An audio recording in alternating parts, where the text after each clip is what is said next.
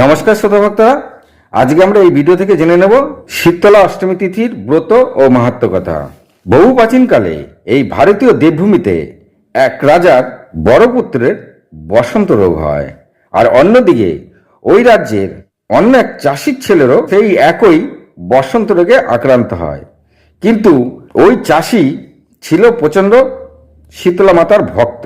তিনি জানতেন তার ছেলের রোগকে কিভাবে মুক্ত করতে হবে, তাই তিনি নিত্য তার বাড়িঘরকে প্রচণ্ড পরিষ্কার রাখতেন এবং ছেলেকে সবসময় পরিষ্কার রাখতেন এবং ছেলেকে ঠান্ডা খাবার খেতে দিতেন। এতে চাষির ছেলে খুব দ্রুত সুস্থ হয়ে যায়।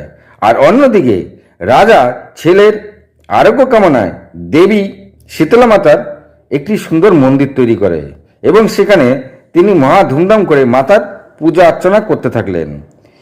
আর এদিকে তিনি তার পুত্রকে ভালো ভালো খাবার ও গরম গরম খাবার খাওয়াতে লাগলেন। এতে তার পুত্র সুস্থ হচ্ছিল না। তিনি ভারী চিন্তায় পড়ে গেলেন। এমনই একদিন সপ্তমী তিথিতে দেবী শীতলা মাতা রাজাকে স্বপ্নে দেখা দিলেন এবং তিনি রাজাকে উপদেশ দিলেন যে তোমার উপাসনায় আমি খুব খুশি, তাই তোমার পুত্র এখনো মরে যায়নি। তুমি তোমার ছেলের আরোগ্য কামনায় গরম গরম খাবার প্রদান করা বন্ধ করো এবং তুমি তোমার পুত্রকে তুমি ঠান্ডা খাবার খাওয়াও।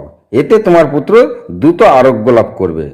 এই ঠান্ডা খাওয়ার স্বপ্নে আদেশ পেয়ে ওই রাজা পরদিন অষ্টমী তিথিতে তিনি তার রাজ্যের সমস্ত প্রজাদের শীতল খাবার খাওয়ার আদেশ জারি করলেন। আর রাজা সেই সাথে তার নিজের পুত্রকেও ঠান্ডা খাবার খাওয়াতে লাগলেন। এতে রাজার পুত্র দ্রুত সুস্থ হয়ে উঠতে থাকলেন। তো ভক্তরা, বোঝা গেল এটা ছিল শীতলা মায়ের অষ্টমী তিথি। আজ এই পর্যন্তই। ভালো লাগলে লাইক কমেন্ট শেয়ার করুন। ভালো থাকুন, সুস্থ থাকুন। নমস্কার।